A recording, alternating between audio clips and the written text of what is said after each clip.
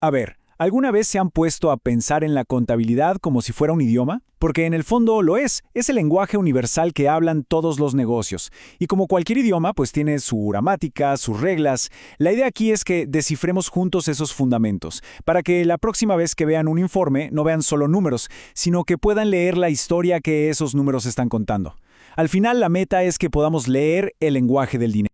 Para lograrlo, vamos a seguir una ruta muy clara, dividida en 4 partes. Primero, vamos a explorar el viaje de una transacción, o sea, cómo es que una simple compra termina en un gran informe financiero. Después, le vamos a hacer un zoom, pero un zoom profundo al ADN de todo esto, la anatomía de la cuenta. Luego, vamos a descubrir la regla de oro que mantiene todo en un equilibrio perfecto. Y por último, vamos a conectar todos los puntos para responder la gran pregunta. ¿Y por qué todo esto es tan, pero tan importante? Bueno, arranquemos con lo primero, el viaje de la transacción. Pensemos en el panorama general.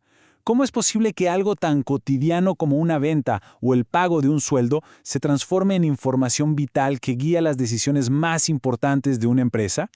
Ese es justamente el viaje que vamos a empezar a explorar.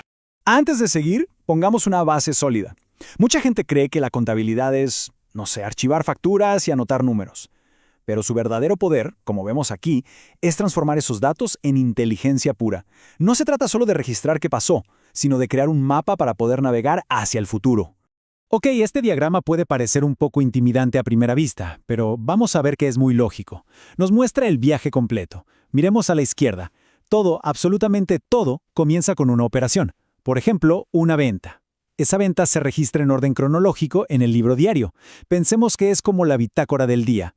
Luego, esa información se organiza por temas en el libro mayor. Es como si tomáramos todas las notas de la bitácora y las pusiéramos en carpetas separadas, una para el efectivo, otra para las ventas y así.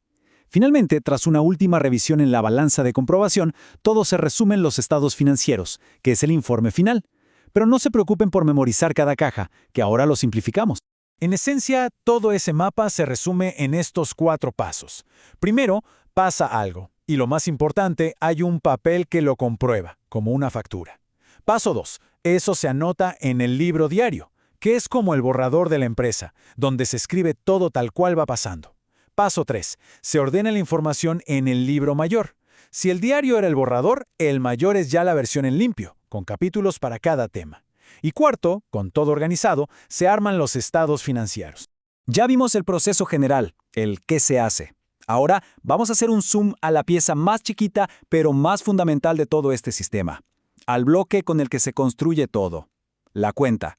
Si entendemos esto, entendemos el corazón de la contabilidad. Entonces, ¿qué es una cuenta? En palabras simples, es un registro individual para cada concepto. Pensemos en el dinero del banco, en lo que le debemos a los proveedores o en lo que invirtieron los dueños. En lugar de tener todo mezclado, le creamos una ficha a cada uno. Así, la cuenta de efectivo solo va a hablar de entradas y salidas de efectivo, nada más. La forma más fácil de visualizar esto es con la famosa cuenta T. Se llama así por su forma simplemente. Y como vemos tiene 2 lados, siempre 2. Y estos lados tienen nombres específicos que son la clave de todo. El lado izquierdo, siempre, pero siempre se llama debe. Y el lado derecho, siempre se llama haber. Estos 2 nombres, debe a la izquierda y haber a la derecha, hay que grabárselos a fuego, porque son la base de todo el sistema. Ahora hablemos de las acciones. Cuando anotamos una cantidad en el lado izquierdo, en la columna del debe, a esa acción se le llama cargar.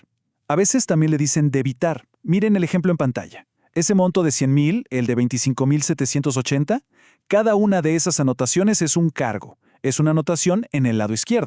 Y la acción contraria, como se imaginarán, es anotar una cifra en el lado derecho, en el haber. A eso se le llama abonar o acreditar.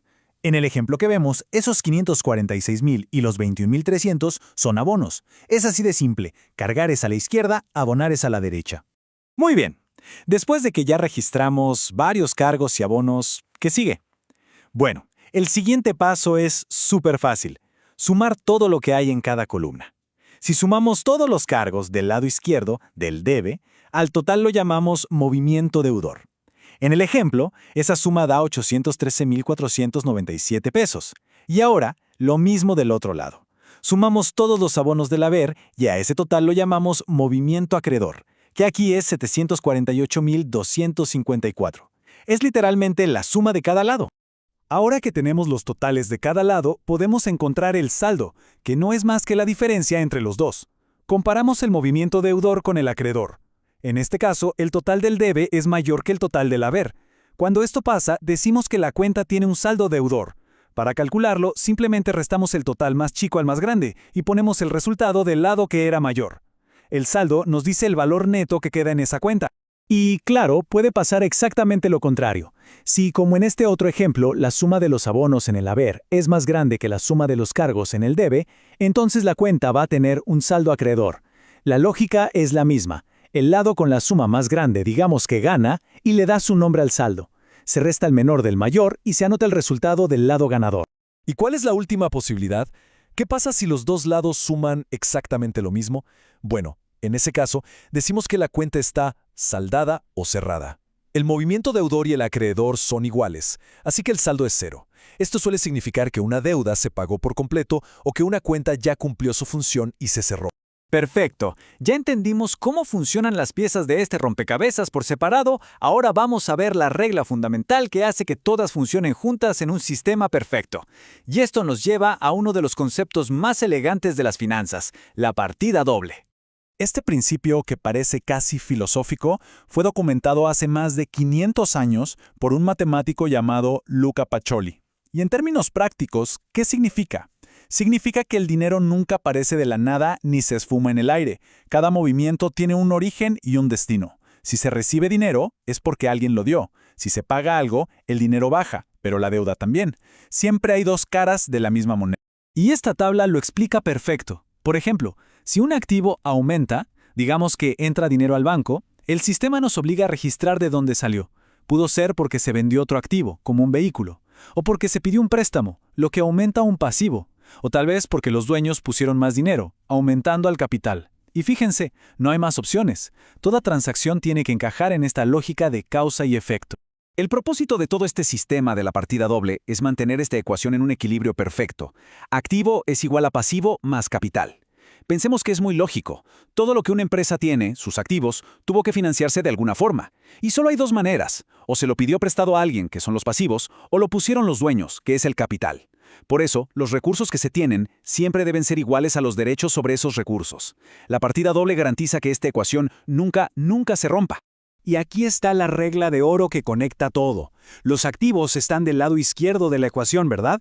Por eso aumentan con anotaciones en el lado izquierdo de la cuenta T, o sea, con cargos, y disminuyen con abonos.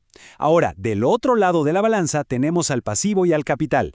Como están del lado derecho de la ecuación, su lógica es la inversa. Aumentan con abonos en el lado derecho y disminuyen con cargos. Es esta simetría la que mantiene la balanza siempre nivelada. Entender esta dinámica es entender casi todo el juego. Bien, hemos recorrido el proceso, hemos visto la anatomía de la cuenta y la regla de la partida doble. Ahora, en esta última parte, vamos a responder la pregunta del millón: ¿y por qué hacemos todo esto? ¿Cuál es el valor real de un sistema tan meticuloso? Pensemos un momento en esto.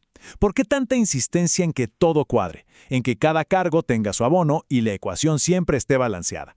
¿Por qué es tan crucial mantener este equilibrio perfecto en cada una de las miles de transacciones de una empresa?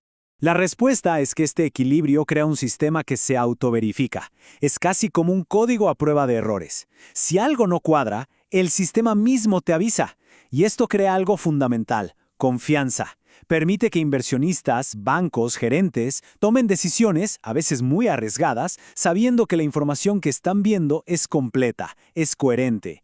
Al final del día, la contabilidad no solo registra el pasado, nos ilumina el camino hacia el futuro. Y con estos fundamentos ya se ha dado el primer paso para hablar su lenguaje con fluidez.